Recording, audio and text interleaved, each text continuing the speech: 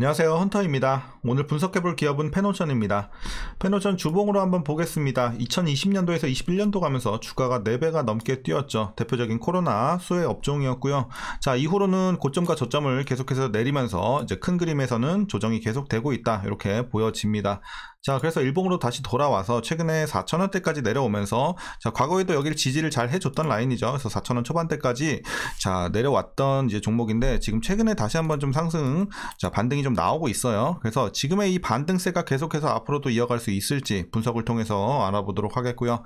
자, 지금은 이제 단기적으로는 수익이 나고 계신 분들도 계시겠지만 대부분 여전히 물려 계시는 분들이 많을 것으로 판단이 되고 있는 구간입니다. 자, 이런 구간에서 여러분들 이제 목표가 어디까지 보며 대응을 해 나가야 될지, 그리고 물린 분들은 어떤 식으로 평단 관리를 해야 될지, 이런 투자 전략 알아보도록 하겠고요. 자, 이제 보유 중이지 않으신 분들도 이제 관심 가지는 분들도 많을 것 같아요. 최근에 이제 주가가 많이 내려오다 보니까 지금 싼 구간처럼 보이긴 하는데, 이게 진짜로 싼 구간일지, 그리고 우리가 진입 가능한 구간일지, 이런 부분까지 같이 한번 알아보도록 하겠습니다. 자, 이어서 수급 상황입니다. 한 달 기준으로 개인과 기관이 팔았고요. 외국인이 샀습니다. 자, 하지만 최근에 포지션 변경이 좀 있습니다. 개인은 여전히 매도세를 유지하고 있는 반면에 외국인과 기관의 포지션 변화가 있습니다. 외국인은 이제 최근에 매도세로 좀 전환을 했고요. 오히려 기관은 연일 좀 계속해서 좀 들어오고 있는 상황이 되겠습니다. 그래서 최근에 반등은 기관이 이끌고 있다, 이렇게 말씀드리겠고요. 자, 이제 공매도는 내년 6월까지 금지가 됐기 때문에 패스하도록 하겠고, 이어서 재무제표 바로 분석 시작해 보도록 하겠습니다.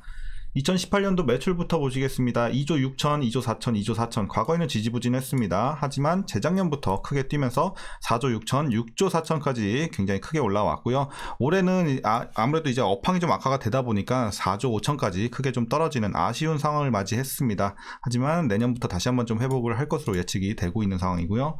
자, 영업이익도 마찬가지고 당기순이익도 마찬가지입니다. 자, 과거에 지지부진했고 재작년부터 이제 상승이 시작이 됐고, 작년에 최고치까지 찍었다가 다시 반토막, 이렇게 흐름이 진행이 되고 있습니다. 그래서 일단 올해 실적은 조금 아쉬운 상황일 수밖에 없고요. 부채 비율 보시게 되면요, 50, 50, 60, 80, 60, 60, 전반적으로 50에서 80 사이 굉장히 좀 안정적인 부채 비율 보여주고 있습니다. 부채 걱정은 지금 크게 없어 보입니다. 자, 그리고 ROE 보시면요, 6, 5, 3. 자, 과거에는 역시 실적과 마찬가지로 수익성도 굉장히 좀 지지부진했습니다. 하지만 실적이 잘 나왔던 재작년과 작년 17, 16 기록을 하면서 상당히 좋은 수익성 기록을 했고, 올해는 7 가까이 떨어지면서 아무래도 좀 아쉬운 상황이 이제 나오고 있습니다. 그럼 이어서 주당 순이익 확인해 보시면요, 마찬가지로 실적과 같은 흐름이에요. 이제 작년과 재작년 좋았고 올해 반토막, 이렇게 보시면 되겠고, 이제 배당금이 이제 중요한데 작년 150원, 올해는 132원, 조금 떨어질 것으로 기대가 되고 있습니다. 만일 이대로 배당을 하게 된다면 현재 종가 기준으로 우리가 계산해 봤을 때 배당 수익률은 현재 약 2.72% 나오고 있습니다. 그래서 2% 후반대 보시면 될 것 같고, 지금 주가가 많이 내려왔기 때문에 그래도 배당 메리트는 좀 올라온 편이다, 이렇게 말씀드리겠습니다. 자, 그리고 이제 현재 PER 7.96배, PBR 0.53배 나오고 있습니다. 그리고 현재 주가 밸류에이션 상황은, 자, 지금은 고평가 구간으로 판단이 되고 있습니다. 이제 주가가 많이 내려와서 저평가 구간, 굉장히 싼 구간 아니냐라고 보실 수 있는데, 자, 지금은 수치상으로는 고평가 구간입니다. 왜냐? 실적이 너무나도 크게 많이 눌렸기 때문이죠. 그래서 지금은 고평가 구간입니다. 자, 그리고 이어서 동사 관련 이슈 한번 살펴보도록 하겠습니다. 자, 3분기 실적입니다. 매출은 전년 동기 대비 39% 감소를 했고요. 영업이익은 64%, 굉장히 좀 크게 감소를 했습니다. 반토막도 더 났죠. 자, 지난 3분기 페노션의 주력 사업 부문인 건화물 사업 부문이 업황 침체로 인해 부진했고요. 시황 악화로 인해서 컨테이너 부문의 이 영업이익이 적자로 전환을 하면서 이렇게 3분기 실적이 크게 눌렸습니다. 자, 다만 이제 계절적인 수요와 중국, 인도의 석탄 수입량 증가로 인해서 4분기, 자, 건화물성 운임지수를 뜻하는 이 BDI 있죠? 이 BDI가 전분기 대비 29.5% 오를 것으로 전망이 되고 있고요. 자, 내년 IMO의 환경 규제와 중국의 제조업 경기 회복으로 인해서 건화물 시황은 점진적으로 개선이 될 것이다. 그리고 이제 경기부양책도 우리가 좀 기대를 해볼 수 있는 부분이 되겠죠. 그래야 이제 운임도 좀 상승을 할 수 있고, 이런 부분이 되기 때문에, 자, 기대를 해보면 좋을 것 같습니다. 자, 하지만 이제 최근에 가장 대두가 되고 있는 사건이 바로 이 HMM 인수전이죠. 요게 좀 굉장히 좀 핫하게 최근에 이슈로 떠오르고 있고, 거기에 따라서 이제 주가도 부응을 하고 있는 상황인데요. HMM 인수전 관련해서 얘기를 좀 해보자면요, 이 페노션의 모회사인 하림지주 있죠. 하림지주가 국내 사모펀드 운용사 JKL 파트너스와 컨소시엄을 꾸려서 HMM 본입차를 참여를 했습니다.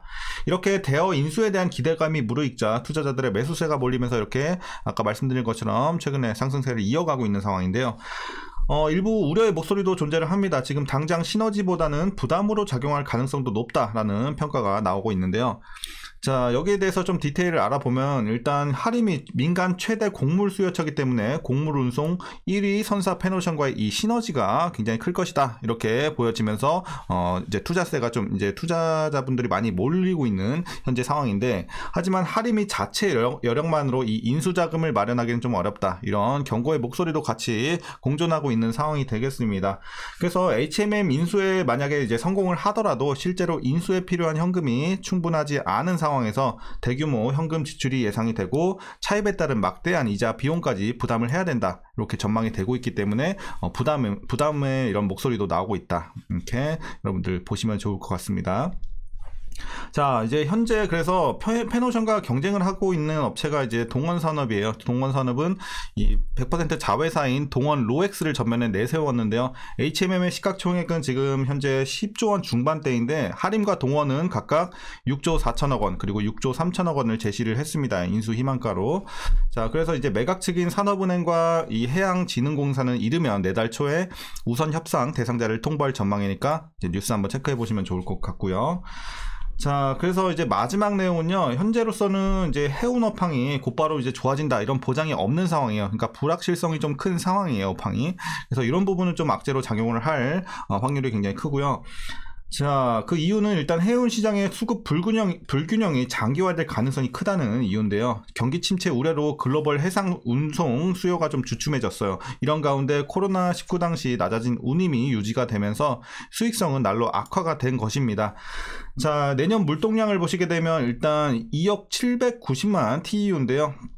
자, 올해보다 3.8% 증가를 합니다. 하지만 이 컨테이너 선봉량이 또 중요하죠. 선봉량이 더 크게 늘어나요. 6.8% 늘어나기 때문에 오히려 이런 부분에 있어서는 운임이 오히려 낮아질 수밖에 없다. 그래서 물동량이 늘어난 것보다 컨테이너를 실을 수 있는 그 양이 훨씬 더 늘어나기 때문에 아무래도 이제 앞으로도 낮은 운임이 내년에도 좀 계속해서 이어질 수밖에 없는 구조지 않나, 이렇게 시장에서 보고 있습니다. 그래서 일단 해운 업황에 관련해서는 좀 아쉬운 지금 상황에 처해져 있습니다. 다만 최근에 주가가 올라가는 건 이 HMM과의 이 시너지에 대한 이런 기대감, 물론 아직 뭐 확정이 된 건 없지만요. 자, 그래서 이런 부분, 그리고 반발 매수도 좀 일부 있죠. 지금 주가가 많이 떨어졌다 판단이 돼서 지금 반발 매수도 좀 들어오고 있는 상황인데, 어쨌든 이런 것들로 최근에 오르긴 했지만 업황은 지금 상당히 좀 아쉬운 상황에 놓여져 있다는 건 여러분들 꼭 기억을 하셔야겠습니다. 자, 이제 최근 이슈는 여기까지 말씀드리도록 하겠고요. 마지막으로 투자 전략 말씀드리면서 영상 마치도록 하겠습니다.